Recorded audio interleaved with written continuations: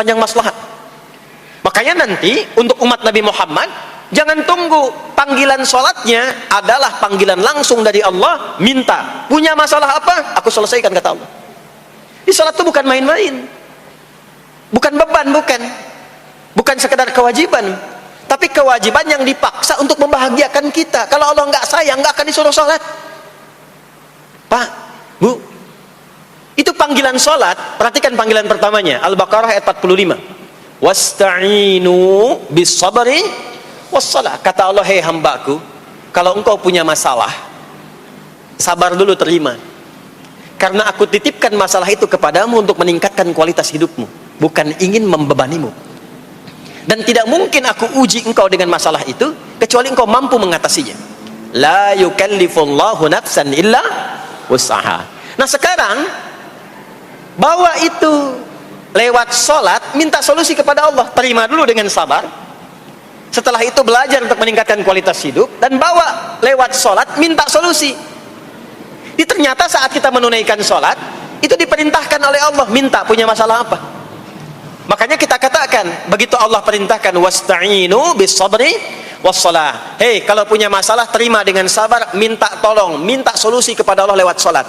Maka ketika kita minta, kita robah kalimatnya dari wasta'inu, kata perintah, menjadi bentuk permohonan, fi'il mudhari. Iyyaka na'budu wa iyyaka nasta'in. Itu ketika Anda mengucapkan iyyaka na'budu wa iyyaka nasta'in, fikihnya begini, ucapkan di lisan, hadirkan dalam hati dan pikiran kita masalah apa yang sedang kita rasakan. Minta kepada Allah solusinya. Minta. Jadi bukan sekedar diucapkan. Karena hadis qudsinya berbunyi begini, hadis qudsinya. An Abi Hurairah radhiyallahu ta'ala anhu qala Rasulullah sallallahu alaihi wasallam, qala Allah azza wa jalla, Allah berfirman. Saya langsung saja ke bagian kalimat iyyaka na'budunya. Idza qala al-'abdu, kalau seorang hamba berkata dalam salatnya, iyyaka na'budu wa iyyaka nasta'in, ya Allah, sekarang hamba salat kepadamu, ibadah hanya kepadamu, seperti yang kau perintahkan. Maka hamba memohon kepadamu, ya Allah, seperti yang kau janjikan. Wa iyyaka nasta'in. Lalu hadirkan dalam benak kita, ya Allah, engkau maha tahu sebelum hamba ungkapkan. Hamba punya persoalan ini. Mohon kepadamu, ya Allah, hilangkan semua masalah itu. Berikan hamba solusi yang terbaik. Berikan hamba keberkahan darimu. Itu sekilas hadir dalam jiwa kita. Maka apa yang terjadi? Qala Allah azza wa jalla, dijawab kalimatnya itu, hadza baini wa baina 'abdi wa li 'abdi ma sa'al. Ini perjanjian antara aku dengan hambaku. Kalau hambaku benar sholatnya sampai kalimat ini, apapun yang dia mintakan sekarang, aku akan kabulkan. Sepanjang itu ada maslahat untuk dirinya. Dicontohkan itu oleh Nabi Zakaria. Beliau itu minta saat berdiri, Pak, bukan saat sujud. Dimulai dari berdiri, nanti akumulasinya saat sujud. Itu berdiri aja, kalau benar mintanya dikabulkan. Tidak menunggu selesai sholat. Dan ada fikihnya, nggak sembarangan, ada fikihnya nanti. Ada fikihnya. Ya, ada tuntunannya. Poinnya adalah sholat itu solusi. Makanya jangankan Nabi yang tadi saya sebutkan, Nabi Ismail itu saking pentingnya sholat, wasiat beliau yang diviralkan di Al-Quran untuk semua keluarganya, sholat. Ada di Quran surah 19 Maryam ayat 55. Wa kana ya'muru ahlahu bis salah. Kata Allah, dan tercatat Ismail itu pernah berwasiat meminta semua keluarganya, hei, sholat. Jadi kalau kita mau urut sampai ke atas, semua sholat. Muhammad sallallahu alaihi wasallam bin Abdullah bin Abdul Muttalib bin Hashim bin Abdul Manaf bin Qusay bin Murrah bin Kilab bin Ka'ab bin Ghalib bin Fikir bin Malik bin Nadar bin Kinana bin Khuzaimah bin Mudrikah bin Ilyas bin Nizar bin Mudar bin Ma'ad bin Adnan bin Addi bin Adri bin Muqawwam bin Nahur bin Tarikh bin Ya'rub bin Yasjub bin Nabit bin Ismail alaihi salam bin Ibrahim alaihi salam bin Azar atau bin Nahur bin Abir bin Kinan bin Arfakhshad bin Sam bin Nuh alaihi salam bin Mikhlail Batusyalah bin Kinan bin Anwas bin Thith bin Adam alaihi salam. Semua salat. Coba ulangi itu. Semua salat. Para nabi salat, para rasul salat. Anda bukan nabi, bukan rasul, nggak mau sholat dan pengen mudah hidupnya, pengen masuk surga Firdaus lagi, Anda sehat. Jadi ini pentingnya sholat itu bukan cuma kewajiban, tapi diwajibkan, dipaksa dengan wajib itu supaya bahagia, supaya falah. Makanya kalau ada panggilan azan, cara memahaminya ini falah. Oh, ini solusi saya di sini nih. Kebahagiaan saya ada di sini. Kesuksesan saya ada di sini. Ya, makanya ketika dipanggil oleh muadzin, hayya 'alas shalah, labbaik, siap saya. Di sini. Ini poinnya. Nah, saya sambungkan kembali, ya. Ketika seseorang dilatih lewat salat dan sudah mulai tersambung dengan Allah Subhanahu wa taala, maksudnya ingat Allah, tertatalah semua aktivitasnya. Maka berubahlah lewat salat ini, lewat latihan ini, semua kegiatannya berubah, didorong menjadi amal soleh. Karena itu, setiap orang yang salatnya benar, yang pertama dianugerahkan oleh Allah kepada orang salat itu bukan dunia.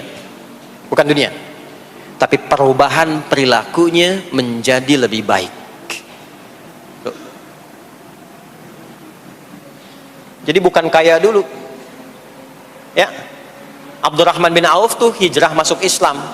Dilatih sholat, malah hartanya hilang semua dirampas. Tapi setelah itu jadi apa? Jadi orang paling kaya. Ya. Abu Bakar As-Siddiq, Utsman bin Affan, Umar bin Khattab. Pertama kali masuk Islam kan latihannya sholat. Apakah langsung kaya? Jadi pemimpin? Jadi diplomat? Amr bin As bisa ekspedisi dari Afrika Utara sampai ke Syam? Tidak. Yang diberikan apa? Perubahan perilaku dulu. Dihilangkan sifat-sifat buruknya, dijaga dengan kemuliaan. Jadi dua sumber yang menjadikan manusia itu buruk dalam nafsunya, itu ada dua. Di nafsu itu nanti punya dorongan untuk mengarahkan kepada yang buruk, namanya fujur. Lawannya nanti takwa. Lawannya takwa. Di Quran surah Asy-Syams surah 91 ayat 7 sampai 10, wa nafsi wa ma sawaha fa'alhamaha fujuraha wa taqwaha. Nah, fujur itu nanti yang membisikkan, mengarahkan kepada hal-hal yang negatif. Itu yang ditunggangi oleh setan. Setan memberikan was-was itu ke nafsu, ke fujurnya. Alladzi yuwaswisu fi sudur innas. Di dalam sudur ada qalbu, di dalam qalbu ada nafas, di dalam nafas ada fujur. Fujur itu yang digoda. Maka keluarlah kemudian dua hal. Yang pertama ada yang disebut dengan fahsya. Fahsya itu dorongan dari syahwat untuk berbuat yang menyimpang. Pornografi, porno aksi, LGBT, kata-kata jorok itu fahsya. Fahsya. Nanti temannya adalah mungkar. Mungkar itu keburukan yang diingkari, ditolak oleh hati, sumbernya nafsu perut dan akal. Mencuri itu mungkar. Merampok itu mungkar. Korupsi, membunuh, menipu itu mungkar. Jadi sumber keburukan itu cuma dua. Kalau bukan fahsya itu mungkar. Orang yang sholatnya benar, maka parameternya itu, ukuran pertama kali dia dapatkan adalah ditutupnya oleh Allah, dijaganya oleh Allah keadaan nafsunya, sehingga dia tidak dikontrol oleh perbuatan fahsya dan mungkarnya. Maka aktiflah sinyal takwanya. Takwa itu lawan nafsu. Makanya nanti kaitan takwa dengan nafsu sama-sama disebutkan. Nafsu 115 kali, takwa yang terkait fungsi nafsu 115 kali. Takwa digembosi, ya, awas, diwaswasi oleh setan, setan disebutkan 88 kali. Takwa disupport oleh malaikat, malaikat di Quran disebutkan 88 kali. Ini bukan ilmu tak-atik, hitung sendiri aja kalau mau. Itu menarik tuh. Karena sama, kalau Anda mendengar suara adzan kan ada bisikan kan? Cepat, sudah adzan, siap-siap.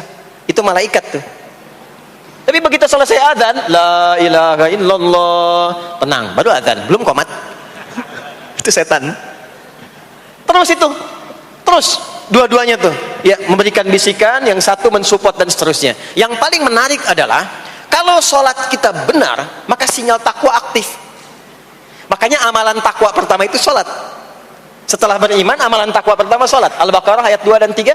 Dzalikal kitabu la raiba fi hudal lil muttaqin. Siapa muttaqin, orang takwa di situ? Ayat 3-nya, alladzina yu'minuna bil ghaibi wa yuqimunas sholat. Jadi kalau sholatnya aktif, takwanya aktif, sinyalnya aktif, sinyal itu yang akan menutup fahsya dan mungkar. Maka turunlah Quran surah ke-29 ayat ke-45.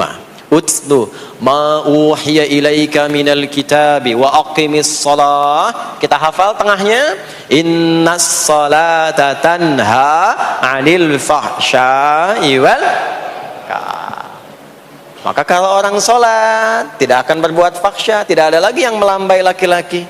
Allah, nggak ada. Laki-laki yang laki-laki, perempuan-perempuan. Nggak ada lagi tontonan-tontonan pornografi. Yang jorok-jorok, yang kotor-kotor. Nggak ada lagi kata-kata kotor di lisan itu. Karena lisannya dilatih untuk mengucapkan yang baik-baik. Allah, sami'allahu liman hamidah, subhanallah, alhamdulillah, Allahu akbar. Makanya pasca sholat itu berubah.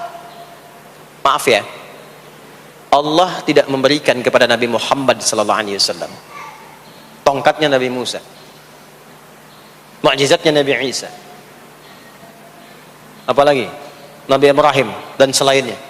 Tapi Allah turunkan Al-Quran kepada Nabi Muhammad SAW, lalu dipraktekkan Quran itu pertama lewat sholat. Anda tahu apa yang terjadi? Nabi Muhammad itu diutus oleh Allah dalam lingkup masyarakat yang sangat terbelakang dan hatam kriminal. Jadi kriminalnya bukan dikerjakan, hatam. Dan nyaris tidak kenal kebaikan, makanya disebut dengan jahiliyah. Kalau Bapak Ibu tanya di zaman Nabi, ya maaf, ada pezina? Bukan cuman ada, hatam, perfeksionis zinanya. Gitu. Membunuh itu, ya, mabuk, ada orang mabuk kekinian di zaman jahiliyah, pemabuk amatir itu 5 kali sehari mabuknya. Yang amatir. Jadi kalau baru mabuk sekali, 2 kali, itu coba-coba. Amatir itu 5 kali. Pembegal. Ya, sekarang kita dengar berita ada begal ini itu. Jahiliyah itu sekampung begal semua. Kampung Gifar. Tapi Allah menghendaki Rasulullah latih lewat sholat. Apa yang terjadi? Berubah jahiliyah itu, berubah menjadi khairu ummah, umat terbaik yang paling teladan, yang menginspirasi, yang pernah berkehidupan di bumi. Sampai persaksiannya dari Allah langsung, turun Quran surah ketiga Ali Imran ayat 110. Kuntum khaira ummatin ukhrijat linnas. Jadi kalau ada orang dermawan, itu yang paling dermawan. Kalau ada orang sabar, itu yang paling sabar. Kalau ada pasar yang paling ideal, itu yang paling bagus. Berubah itu. Ya. Kenal Abu Dzar Al-Ghifari? Ayo kenal. Enggak. Abu Dzar Al-Ghifari itu nama aslinya Jundub bin Junadah. Di antara pemimpin begal di zamannya. Dari kota Ghifar. Ghifar itu kampung begal asalnya. Ya, hamukumullah. Masuk Islam. Datang ke Mekah. Bertemu dengan Rasulullah. Begitu masuk Islam, kata Jundub bin Junadah, ya Rasulullah, ausini au kama qala, berikan saya nasihat. Kata Nabi, pulang sekarang. Kata beliau, enggak, saya mau umumkan keislaman saya depan Ka'bah. Kata Nabi, jangan lakukan. Sekarang orang masih belum tahu tentang Islam, nanti marah kamu dipukuli. Kata beliau, ya Rasulullah, saya ini membegal terang-terangan, masa bersyahadat sembunyi-sembunyi? Maka keluar ke depan Ka'bah, dia katakan, ya ma'asyara Quraisyin, hei semua orang Quraisy. Datang orang, ushidu bi annahu la ilaha illallah wa anna Muhammad Rasulullah. Aku bersaksi, syahadat la ilaha illallah Muhammad Rasulullah. Kalian mau apa? Dipukulin sampai pingsan. Sampai ketika akan diteruskan, ada riwayat mengatakan datang Sayyidina Ali bin Abi Thalib, ada yang mengatakan Sayyidina Hamzah, ya, bin Abdul Muttalib radhiyallahu ta'ala anhuma jami'an. Datang menyampaikan, jangan teruskan. Kalau ini meninggal, ini wafat, kita akan celaka karena kafilah kita akan lewat desa Ghifar. Kalau lewat Ghifar gak akan berhasil niaga kita, katanya. Ya, karena akan dihabisi semua, ini orang Ghifar. Maka dibiarkan pergi, pulang. Tahu apa yang terjadi? Begitu Nabi hijrah ke Madinah, dikagetkan dengan suara kaki yang berdecak kencang, bang bung bang bung bang bung. Ternyata ada berita gembira, sekampung begal Ghifar itu masuk Islam semuanya, berubah jadi baik. Untuk menginspirasi generasi kemudian, maka dipopulerkanlah oleh beliau kunyahnya dengan nama daerahnya. Sayalah Abu Dzar Al-Ghifari. Al-Ghifari itu maksudnya apa? Dulu saya ini berasal dari Ghifar, kampung saya kampung begal. Cuma karena saya masuk Islam, diajarin sholat, diajarin baik, sekampung baik semua. Ya. Makanya orang-orang Arab setelah itu, bahkan non-Arab, kalau datang memperkenalkan daerahnya. Imam Al-Bukhari, itu nama aslinya bukan Al-Bukhari. Nama aslinya Muhammad. Punya bapak namanya Ismail, punya kakek namanya Ibrahim, kakek buyutnya Al-Bughirah, yang buyutnya Al-Bardizbah. Tinggal di kecamatan Ju'fah, Kabupaten Bukhara, Provinsi Khorasan, sekarang negaranya Uzbekistan. Karena berasal dari Bukhara, datanglah beliau kemudian ke Arab, sekarang ke Jazirah, ke Mekah, ke Madinah, memperkenalkan, saya bukan orang Arab, saya dari Bukhara. rumusnya tambah alif lam di depannya, ujungnya tutup dengan i. Al-Bukhari, saya dari Bukhara. Diperkenalkan, maksudnya apa? Islam sudah masuk ke tempat saya, orang-orangnya sudah baik, orang-orangnya sudah khusyuk. Itu memperkenalkan. Orang tua kita Syekh Yasin dari Padang, maka diperkenalkan Syekh Yasin Al-Padangi. Syekh Ahmad Khatib dari Minangkabau, Syekh Ahmad Khatib Al-Minangkabawi. Syekh Abdul Somad dari Palembang, Syekh Abdul Somad Al-Palembangi. Syekh Nawawi dari Banten, Syekh Nawawi Al-Bantani. Ya, nanti ada Pak Ghafur dari Pondok Indah, ya, Masjid Raya Pondok Indah, datang ke Mekah umrah haji, ana Ghafur Al-Masjid Raya Al-Pondok Indahi gitu. Itulah salat. Salat. Jadi salat itu merubah keadaan kita lebih baik. Itulah sebabnya kenapa 5 waktu. Karena Allah inginkan di setiap waktu kita jadi orang baik. Di setiap waktu kita bahagia. Setiap waktu selesai persoalan. Datang masalah subuh, ya, antara subuh ke zuhur kan ada masalah tuh. Gak mungkin ada orang dari subuh ke zuhur gak punya masalah tuh, gak mungkin. Tuh wajahnya udah kelihatan tuh. Ya, makanya kita datang, ya, menghadap kepada Allah, minta diselesaikan, minta diberikan taufik, sujud kita, diberikanlah solusi. Zuhur ke asar ada masalah, datang saat asar. Asar ke maghrib punya masalah, datang. Makanya semua ulama dulu seperti itu. Al-Bukhari itu menuliskan kitab sahihnya itu 16 tahun. Setiap satu hadis akan ditulis, salat dulu. Salat dulu. Begitu tenang, nyaman, baru tuliskan. 16 tahun. Itulah salat. Nah, dari sekian waktu yang 5 kali itu, ada waktu yang spesial. Waktu spesial inilah yang ingin saya bahas, yang tadi disampaikan dalam pengantar sambutan. Jadi ini inti yang mau saya katakan. Ini barusan muqaddimah tuh. Barusan muqaddimah. Baik. Kan kita salat berapa kali sehari? Kita hitung. 1, subuh. 2, zuhur. 3, keempat, yang kelima, isya. Berapa jumlah rakaatnya? 17. Baik ya. Itu nomor telepon untuk koneksinya. Koneksi kita dengan Allah nomornya catat ya. 24434. Ya. Jadi kalau ditanya berapa nomor koneksi dengan Allah? 24434. Subuh 2, zuhur 4, asar 4, maghrib 3, isya 4. 5 waktu kan? Baik. Di 5 waktu ini kita dijaga, diinginkan menjadi hamba yang baik, bahagia, nggak lekat dengan masalah, tuntas semua. Saking sayangnya Allah sama kita, kalau nggak sayang nggak disuruh sholat. Itulah sebabnya ketika diperintahkan menunaikan waktu sholat, diberikanlah gambaran waktunya. Tapi yang jadi persoalan kita sekarang yang akan dibahas, di antara sekian waktu itu ada waktu-waktu yang spesial. Ada waktu-waktu yang spesial. Dari mulai subuh ke isya itu ada yang dispesialkan oleh Allah karena ada bonus berlipat di dalamnya. Waktu apakah itu? Mari kita bacakan dulu mulai dengan Quran surah kedua ayat 238. Paling kanan sebelah atas di mushaf standar. A'udzubillahi minasyaitonirrajim. Bismillahirrahmanirrahim. Mohon izin saya agak lambatkan sedikit ritmenya karena ini inti yang mau kita bahas. Tadi muqaddimah makanya saya percepat ya. Hafizu 'alas salawati was salatil wusta wa qumu lillahi qanitin. Hafizu. Kalau Bapak Ibu lihat mushaf terjemah, diterjemahkannya dengan jagalah. Jagalah itu ihfazu, hafidha yahfaz. Tapi kalau ada alif setelah hafizu, itu berarti fi'il madhinya, past tense-nya, akar kata kerjanya hafadha, yuhafidhu. Alifnya mufa'alah, bermakna saling. Jadi mengartikannya begini, hafidhu 'alas salawati. Hei, hendaklah kalian saling menjaga waktu sholat. Kalau saling itu sendirian atau banyakan? Banyakan. Jadi kalau bapak di rumah ada 5 orang, bapak, ibu, dan 3 orang anak, maka jangan soleh sendirian, Pak. Ingatkan anaknya, ingatkan istrinya. Istri bangun duluan, ingatkan suaminya. Makanya waktu sholat itu, maaf, jangan cuma disandarkan pada azan yang kita dengar di masjid, harus hafal. Bahkan nanti gini, di Quran surah keempat ayat 103 itu, di ujung ayatnya itu ada penanda ciri standar orang beriman. Maaf. Kita tanya dulu nih. Kita beriman tidak hari ini? Halo, beriman? Hati-hati ya, karena kata Nabi ada yang subuh beriman, sorenya sudah kufur tuh. Ya, yusbihu mu'mina wa yumsi kafira. Hati-hati ya. Yuk, apa ciri orang beriman tuh? Iman itu konfirmasinya bisa didapatkan satu melalui suara adzan.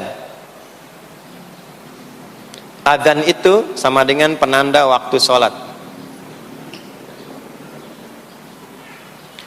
Tahu dari mana iman itu bisa dicek dengan suara adzan? Quran surah ke-8 Al-Anfal di ayat yang kedua. Innamal mu'minuna alladzina idza dzukirallahu wajilat qulubuhum. Sungguh insan beriman itu ciri standarnya bisa dilihat. Kalau disebutkan nama Allah, ada konfirmasi iman dalam hatinya. Jadi iman itu letaknya di kolbu. Nanti konfirmasinya lewat suara adzan, dipanggil, disebutkan nama Allah. Makanya disebutkan nama Allah 5 kali dalam sehari untuk mengecek iman ada nggak dari subuh sampai isya. Ya, Allahu Akbar, Allahu Akbar. Ada getaran di hati kita, sudah adzan. Nah, itulah iman. Itulah iman. Makanya orang yang punya iman dengan yang belum punya iman akan beda getarannya. Ini hanya dimiliki oleh orang yang punya iman saja. Yang belum punya iman nggak bisa, nggak punya itu. Allahu Akbar, Allahu Akbar. Surah apaan nih? Toanya kencang banget, ya. Tapi kalau orang beriman, Allahu Akbar, Allahu Akbar, ya Allah sudah adzan. Itu konfirmasi itu. Nanti semakin tinggi imannya, bahkan ada yang orang sudah menunggu sebelum tiba waktunya. Tadi subuh jam 4:13 di sini. Ada yang nunggu dari jam 3. Padahal belum dipanggil. Ya. Masya Allah. Di Bekasi 4:09. Allahu Akbar, Allahu Akbar. Azan. Ingat dia. Nah, itu ciri beriman. Cuman imannya standar. Jadi bukan iman yang kuat. Standar. Kuat belum, lemah tidak. Allahu Akbar, Allahu Akbar. Jam 4:09, jam 3 sudah bangun. Nunggu itu iman yang kuat. Masya Allah. Ada yang baru subuh dan nunggu isya. Tunggu. Kuat. Ada yang sudah qomat, sudah la ilaha illallah, belum kepanggil, dipanggil 4:09, dia baru bangun jam 9:04.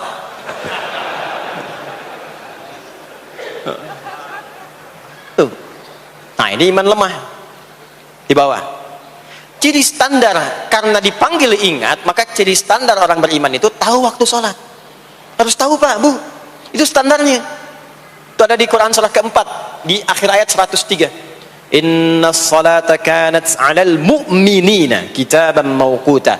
Kalau pakai terjemah balaghah itu bunyinya begini, sungguh orang beriman itu pasti tahu waktu sholat.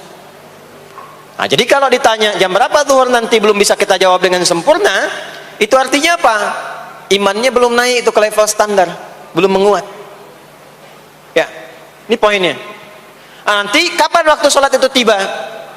Kalau ada yang belum ingat, jangan dibiarkan tidak ingat. Makanya kata Al-Quran, saling menjaga ya waktu sholat itu. Jangan sampai di keluargamu, ada temanmu, kolegamu, bahkan tetanggamu itu nggak tahu waktu sholat.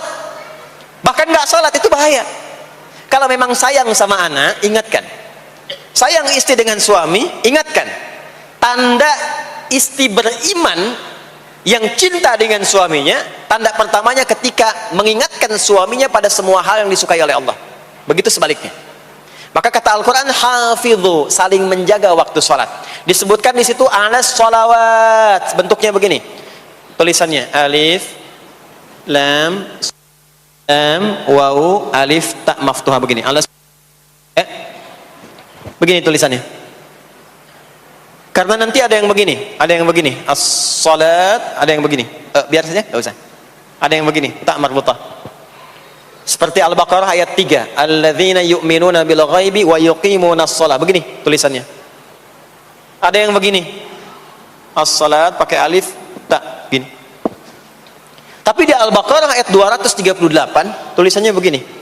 Alas salawati, taknya terbuka. Secara singkat begini, secara singkat. Kalau tulisannya begini, maka yang dimaksud sholat fardu.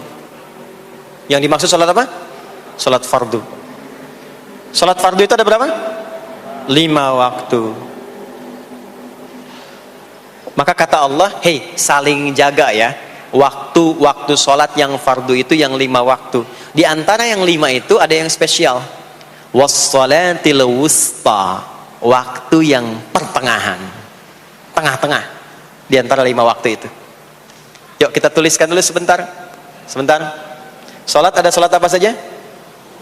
Subuh, kemudian zuhur, kemudian asar, kemudian nggak cukup, ambil ke sini, maghrib, kemudian isya. Subuh, zuhur, asar, pindah sini, maghrib, isya. Lihat rumusnya. Jadi yang sholat pertengahan yang mana? Jangan lihat tulisannya itu ya, karena subuh di tengah-tengah disebutnya subuh ya. Sholat pertengahan yang mana? Asar apa subuh? Subuh apa asar? Apa dalilnya? Kita pakai dalil. Nah, sholat pertengahan itu disebutkan oleh Nabi itu ada 2. Ada subuh dan asar. Qala Rasulullah sallallahu alaihi wasallam yata'aqabuna fiikum malaikatul laili wa malaikatun nahari fi salatil asri wa fi salatil fajri. Berebut semua malaikat yang bertugas di siang dan malam, berebut membersamai kita. Kalau berebut itu artinya kalau ada yang berdoa diaminkan, kalau ada yang mohon ampun diistighfarkan oleh malaikat. Jadi malaikatnya minta kepada Allah, ya Allah ampuni si fulan, ya Allah ampuni si fulan, ya Allah si fulan, dan seterusnya sampai selesai. Itu khusus di salat asar dan salat subuh. Sampai kemudian thumma yas'aduna ila sama', kemudian mereka para malaikat itu kembali bertugas masing-masing, lalu Allah mengonfirmasi kepada mereka untuk menunjukkan kebenaran tugas malaikat yang tidak bermaksiat. Allah Maha tahu tentang hambanya, Maha tahu. Tapi Allah ingin menunjukkan kepada kita apa yang benar dari lisan malaikat itu, yang nggak pernah berdusta. Ya, maka Allah bertanya kepada malaikat, bagaimana keadaan hambaku ketika engkau tinggalkan? Maka disampaikan oleh malaikat itu, ya Allah, aku meninggalkan hambamu si fulan, dia sedang menunaikan ibadah, dia sedang sholat kepadamu, dan khusyuk berdoa, dan seterusnya. Maka apa jawabannya? Saksikanlah, ketika malaikat menyampaikan sedang ibadah, maka turun bonus dari Allah untuk mengampuni dosa si hamba itu. Itulah manfaatnya waktu pertengahan. Waktunya disebutkan di hadis ini asar dan subuh. Antara asar dan subuh itu masih ada yang unggul, ada yang istimewa lagi. Apa yang istimewa? Antara asar dan subuh yang istimewa terletak di subuhnya. Jadi dari 5 waktu ini, yang pertengahan asar dan subuh, karena amal di bawah ditunjukkan untuk mendapatkan penilaian langsung dari Allah seketika dan memberikan jawaban dari apa yang kita inginkan, asar dan subuh. Tapi dibandingkan asar dengan subuh, bila keduanya dibandingkan, dua-duanya mulia. Maka subuh punya kemuliaan yang tidak dimiliki oleh asar. Ya, makanya nanti asar bisa bertemu dengan zuhur, masih ada jama, masih ada qasar. Maghrib ketemu isya, masih ada jama, ada qasar. Ya, tapi subuh nggak bisa di jama, nggak bisa di qasar. Ya, makanya subuh letaknya jauh, ke isya jauh, ke zuhur jauh. Ya, saya mau jamaah, ya jama antara isya dengan subuh biar nanti bangunnya sekalian gitu, nggak bisa. Ya, maghrib masih bisa di jama dengan isya, isya di qasar, dari 4 jadi 2. Maghrib gak bisa dikosor karena 3 gak mungkin jadi 1,5. Ya, zuhur udah 2, masa mau dikurangin lagi? Subuh udah 2, gak mungkin dikurangi lagi. Maka dari itu subuh menyendiri sendiri. Nah, ada apa kemuliaan di subuh itu? Maka turunlah Quran surah ke-17 ayat 78 yang tadi saya bacakan di awal. Aqimis salata liduluki syamsi ila ghasaqil lail. Sampai sini zuhur sampai isya. Dulu kisyamsi tergelincir matahari itu zuhur. Sampai ghasaqil lail tiba malam itu isya. Lalu ditutup ujungnya wa qur'anal fajr. Khusus untuk subuh itu ditambahkan selain salat ada bahasa Quran di Quran sendiri. Khusus untuk subuh redaksinya ditambahkan dengan Quran. Apa itu Quran? Halo, apa itu Quran? Kalau tidak tahu cepat katakan wallahu a'lam deh. Apa itu Quran? Allah alam. Ada Quran, ada Al-Quran. Ada Quran, ada Al-Quran. Kalau yang disebut Al-Quran itu mutlak firman Allah. Dari mulai Al-Fatihah sampai An-Nas. Ini yang terdapat di dalam mushaf ini, di 2 jilid ini. Ya, itu Al-Quran. Kalau disebutkan Quran tanpa alif lam, maka yang dimaksudkan bacaan secara umum. Apakah itu Al-Quran, doa, istighfar, semua bacaan itu Quran. Kemuliaan sholat subuh itu dimulai sejak waktu fajar, matahari mulai keluar sinarnya untuk membelah gelapnya malam, itu sinarnya disebut dengan fajar. Nanti subuhnya saya terangkan di akhir. Sinarnya dibelah, membelah kegelapan malam, fajar shadiq. Maka pada saat itu bukan hanya sholatnya yang punya keistimewaan seperti sholat asar tadi, tapi semua bacaannya langsung dijawab seketika oleh Allah Subhanahu wa taala, dipersaksikan oleh seluruh malaikat dan dijawab langsung oleh Allah Subhanahu wa taala. Jadi kalau Anda berdoa, maaf, doanya lebih cepat terkabul kalau dipanjatkan dengan cara yang benar dan khusyuk. Kalau Anda istighfar, langsung dijawab. Kalau kita baca Quran, pahala langsung dituliskan berlipat. Itulah kemuliaan waktu fajar. Jadi Allah sendiri yang menyampaikan, bukan cuma sholat yang penting, semua bacaannya itu langsung didengar, langsung direspon, langsung dipersaksikan. Karena itu ada anjuran bahkan dari Al-Quran, dan ini dikerjakan oleh semua sahabat, saking pentingnya sholat subuh itu, waktu fajar itu, bahkan mereka bangun dan menunggu sebelum tiba fajar. Maka disitulah muncul kemudian tahajud. Maka muncullah kemudian istighfar sebelum waktu subuh. Ya, ada amalan, ini saya mau kasih rahasia ya. Tapi tolong jaga, ini antara kita saja di sini. Ya, rahasia. Ada waktu sebelum subuh. Cuman 15 sampai 20 menit kurang lebih. Ingat ya, kalau dikonversi sekitar 15 sampai 20 menit waktunya. Namanya waktu sahar. Sahar, jamaknya ashar. Jamak itu karena setiap hari oleh Allah dikasih itu. Sahar, jamaknya ashar. Rahasianya di mana? Bapak Ibu, ini waktu yang paling cepat untuk terkabulnya doa. Anda mau minta apa saja, hadisnya qudsi. Ibadi, kata Allah, hambaku, siapapun yang bermohon sekarang aku kabulkan, yang minta aku berikan. Wa man istaghfara li ghafartu lah. Siapa yang minta ampunan, istighfar, aku ampuni dia sekarang juga. Baik. Bapak Ibu begini, saya tanya nih, kalau ditawarkan minta apa saja diberi. Ya. Terus minta ampun juga diampuni. Pilih mana? Minta apa saja diberi, mau minta apa saja, atau mau minta ampunan istighfar? Pilih mana? Jujur aja, kalau ada proyek nilainya 100 miliar, ya, ada utang 1 miliar belum ditutup, terus belum minta apa saja diberikan. Pilih mana? Minta 100 miliar, potensi dikabulkan, atau minta diampuni dosa? Pilih mana? Pilih salah satu, nggak usah dua-duanya. Oh, ada tawaran dikasih 100 miliar atau diampuni dosa, pilih mana? Ampuni dosa. Wah, banget ya. Kata ibu kalau bisa dua-duanya gitu. Coba, kalau ada rumus begini, Anda disuruh memilih apakah dunia dan seisinya atau memilih ampunan Allah, maka pilih ampunan Allah. Karena nanti ada rahasia yang kedua. Banyak rahasia ini. Ada rahasia istighfar. Istighfar itu kalau sudah menyatu dengan jiwa kita, sudah terbiasa, maksudnya biasa istighfar, dan jadi karakter, jadi kebiasaan. Bukan hanya pasca sholat, di mobil istighfar, di kantor masuk istighfar, sudah kebawa, udah refleks itu. Faidah keutamaan untuk orang yang rajin istighfar itu ada dua. Satu, diampuni dosanya oleh Allah, yang cirinya nanti akan dijaga dari maksiat.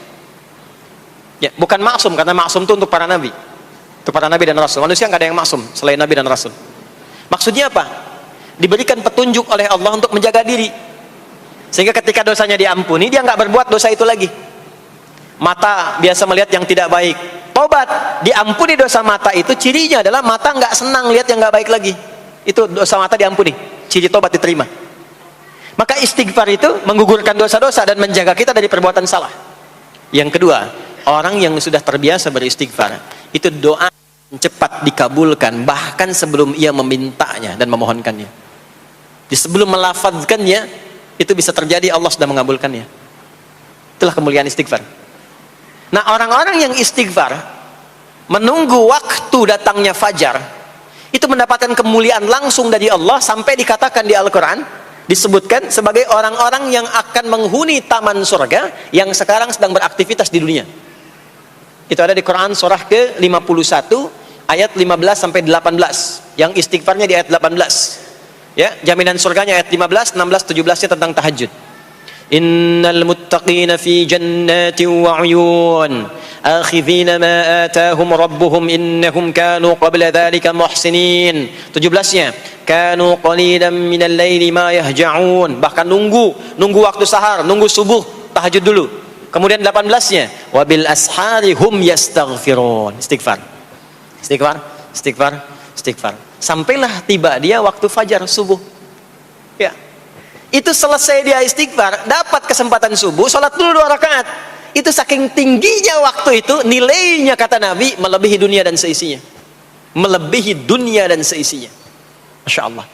Makanya muncul kemudian sabda Nabi, raka'atul fajri khairum minad dunya wa ma fiha. 2 rakaat subuh ini daripada dunia dan seisinya. Itu asalnya di sini.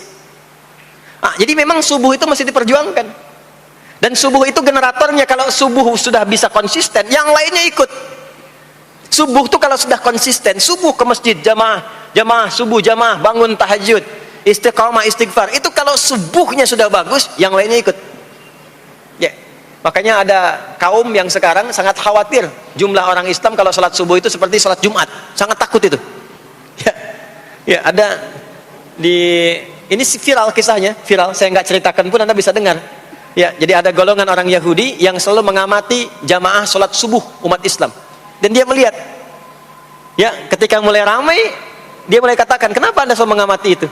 Ya, sebab kami lihat kalau jumlah jamaah subuhnya sudah seperti sholat Jumat, itulah kemakmuran, kebangkitan dan kebaikan umat Islam akan tumbuh kembali. Jadi akan berpengaruh kepada yang lainnya. Itulah mudah-mudahan kegiatan perjuangan subuh, ya, ada pejuang subuh baik di Masjid Raya Pondok Indah, di masjid-masjid yang lainnya, memberikan keberkahan kepada kita, dan puncaknya adalah perubahan pada perilaku. Jadi kalau cuman berjuang datang subuh tapi tidak merubah perilaku, ada yang salah dengan itu semua. Ada yang tidak tepat, ada yang belum sempurna.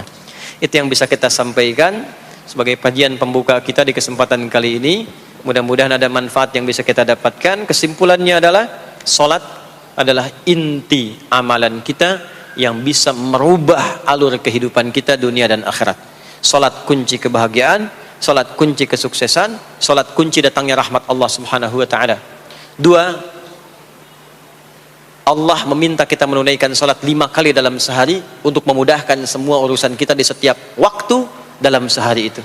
Dan yang ketiga, di antara sekian 5 waktu itu ada waktu-waktu yang istimewa, yaitu asar, dan yang paling istimewa adalah subuh ataupun fajar.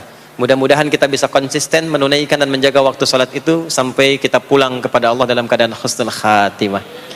Sementara itu yang disampaikan. Baik, mudah-mudahan ada keberkahan dari apa yang telah disampaikan. Pasti apa yang saya sampaikan pasti ada salah, pasti ada yang kurang tepat, pasti ada yang keliru disampaikan. Mohon diingatkan supaya saya koreksi, tinggalkan yang salahnya, ambil yang benar, yang baik, yang kira-kira bisa diamalkan. Jauhi hal-hal yang bisa menjauhkan kita dari Allah, dan semoga kita semua diwafatkan dalam keadaan husnul khatimah, insya Allah.